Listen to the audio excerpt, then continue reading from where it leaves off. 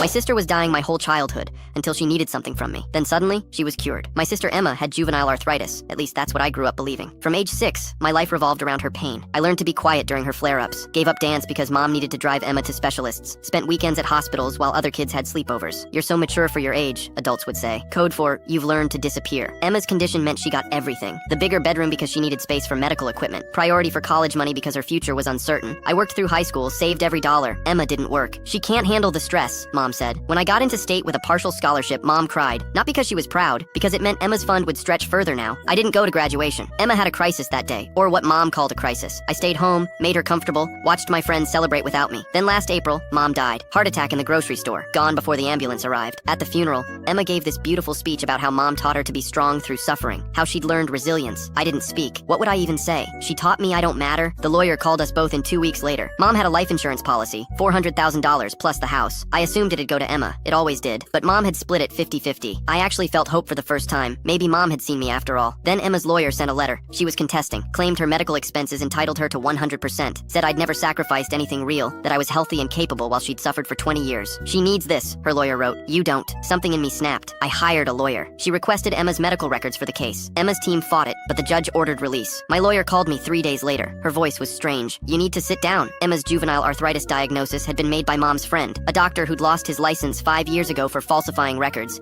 Every specialist visit after that initial diagnosis, mom had canceled them. The prescriptions Emma took, vitamins, the emergency room visits, urgent cares for minor complaints that mom escalated into dramas. There were emails. My mom asking the fake doctor to write letters about Emma's deteriorating condition whenever I asked for anything. A college fund, a car, permission to study abroad. Emma had known. Since age 14, when she'd Googled her own medication and found out it was B12, she'd kept performing, kept limping, kept claiming pain because it worked. My lawyer found my old diary and mom's things, entries about missing my own events, feeling invisible, wondering if I was a bad person for resenting Emma's sickness. Mom had kept it, documented my erasure like a trophy. In court, Emma took the stand first, cried about her suffering, showed childhood photos of herself in a wheelchair, theater for doctor visits we now knew. Then my lawyer played the emails. Mom's words filled the courtroom. Emma's condition keeps Marcus humble. He's too selfish otherwise. This is good for his character. The judge's face went hard. She read my diary entries, one from age 12. Maybe if I were sick too, mom would see me. Ms. Emma, the judge said quietly, you're claiming disability for a condition you knew was fabricated, and you're using your brother's caregiving forced on a child through deception,